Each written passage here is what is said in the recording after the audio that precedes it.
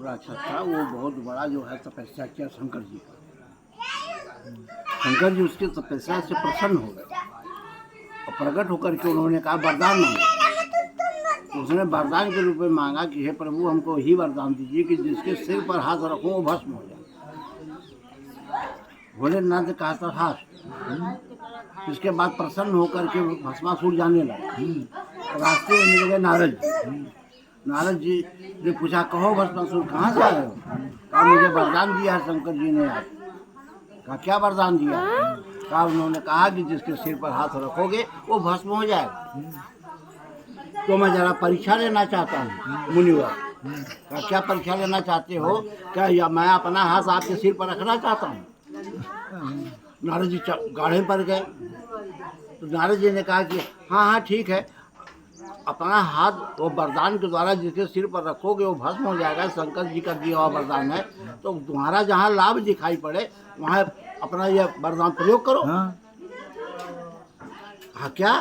कहा कि सुनो मैं तो सन्यासी हूँ, मुझे भस्म करने से तुझे क्या मिलेगा?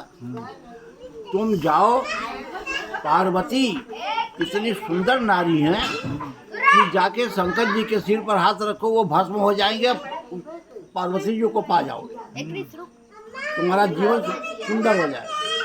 उसके मन में बात आ गई, वो चल दिया।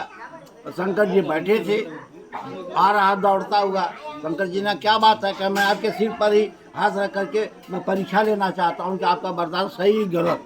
शंकर जी चले भाग उठ करके और पीछे पीछे दौड़ा रहा है। तो नारद ने विष्णु भगवान का आराधना किया। हे प्रभु, शंकर जी इस वक्त संकट में पड़े हुए हैं, आप रक्षा कीजिए। विष्णु भगवान जो तुरंत नारद के सामने प्रकट हुए। या क्या बात है? सारी बात नारद जी ने बताया। विष्णु भगवान बीच रास्ते में जा करके मोहनी रूप धारण करके प्रकट हो गए भस्मासुर के सामने। और जब निगाह पड़ी भस्मासुर की तो मोहित हो गया। इतनी सुंदर नारी, इतनी सुंदर स्त्री का तुम कौन हो?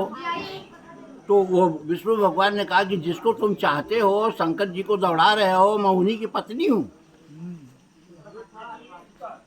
कहा तुम ही हो? कहाँ? विष्णु जी ने मोहनी रूप में कहा कि मैं तो उनसे बहुत दिन से नाराज हूँ। गांजा और क्या कहा भांग है, धनगुरा खा करके बावला रहते हैं, हमसे बातचीत ही नहीं करते। तो क्या करें? उनके पास एक कला है। कौन सा कला है? क्या वो गढ़हत्था नाच नाचते हैं और वो हम देखकर मोहित हो जाती हूँ। वही अगर तुम कला कर दो तो मैं तुम्हारे साथ हो जाऊंगी, उनके पीछे दौड़ने की क्या जरूरत है? कहा वो कैसे होता है? तो मोहनी रूप में भगवान विष्णु ने कमर पर हाथ रख करके, सिर पर हाथ रख के नाच के दिखाया। तो साला मोहित हो गया था, काम के दस से करके अपने कमर पर हाथ रख करके अपने ही सिर पर हाथ रखा, खुदा भस्म हो गया। जब वो भस्म हो गया तो विष्णु जी अपने रूप में जाके शंकर जी से सामने खड़े हुए। कहा कि कहाँ जा रहे हैं? बहुत परेशान है। कहा इस वक्त मैं परेशान हूँ, कोई बात होगी तो बात में कर लीजिएगा, पहले हमको किसी गुफा उफा में जाने दीजिए। कहा क्यों? कहा ऐसी सी बात है। क्या मैं उसको भस्म कर दिया? कहा नहीं, ऐसा नहीं हो सकता। क्या कैसे भस्म कर दिया? खुद ही अपने सिर पर हाथ रखा, भस्म हो गया। कहा ऐसा आपने कैसे करवाया? कहा मोहनी रूप धारण करके। शंकर जी ने कहा मोहनी रूप धारण करके? कहा हाँ।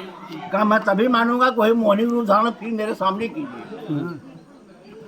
तो भगवान विष्णु मोहनी रूप धारण करके जब गेंदा लेके खेलने लगे, वो रोज उछलने लगा, तो मोहित हो गए। शंकर जी दौड़ के पकड़ लिए उन्हीं को, मोहनी रूप विष्णु भगवान को। तो भगवान ने सोचा काम बिगड़ जाएगा, तो उन्होंने तुरंत प्रकट हो गया, दिए हुए चक्षुधारी हो गए।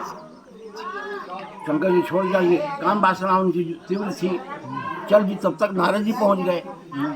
नारद जी पहुंच गए तो एक पत्ते में ले लिया, वो जमीन पर गिरेगा तो बंजर हो जाएगी जमीन, उसको पत्ते में ले लिया, लेकर वो परेशान है।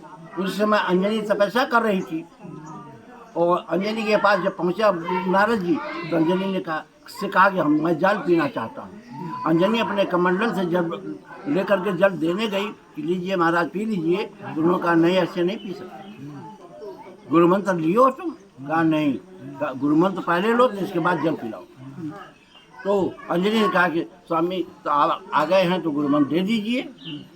तो उस गुरु मंत्र के द्वारा वो पत्ता कान पर लगाकर शंकर जी का बीज है फू हवा के वेग से कान में डाल दिया बीज को शंकर जी।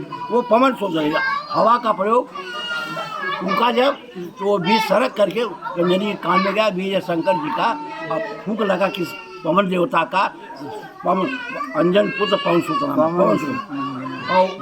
और केसरी नंदन जो बंदर है वो वरदान मांगा था। पहाड़ पर बैठा हुआ था एक राक्षस जो हाथी का रूप धारण करके कश्यप ऋषि ध्यान में थे और चिघाड़ मारते हुए दौड़ा उनको मारने के लिए। उनकी आंख खुल गई, देखा कि तो मुझे मारने आ रहा है ये हाथी। भागे वहाँ से दौड़कर मगर भाग नहीं पाए हाथी के सामने। और केसरी नाम का बंदर था। कश्यप ऋषि ने कहा कि हे केसरी मेरी रक्षा कर। तुरंत उस पहाड़ के शिला पर से उतरा और जाके उसका दांत पकड़ के केसरी ने पटक के उसको मार दिया। राक्षस रूप हो जाओ। तो कश्यप ऋषि ने कहा कि वरदान मांगो। वरदान मांगने के लिए जब कहा कश्यप ऋषि ने तो क्या नाम है केसरी का प्रभु मुझे एक पुत्र दो। वो ऐसा पुत्र दो कि भगवान का अनंत भक्त हो। मुझे ऐसा कहा था। तो केसरी का वरदान लगा। कश्यप ऋषि ने वरदान दिया केसरी को तो केसरी पुत्र हो गए हनुमान। बीज गया शंकर जी का और सहारा लिया पवन का तो तीनों के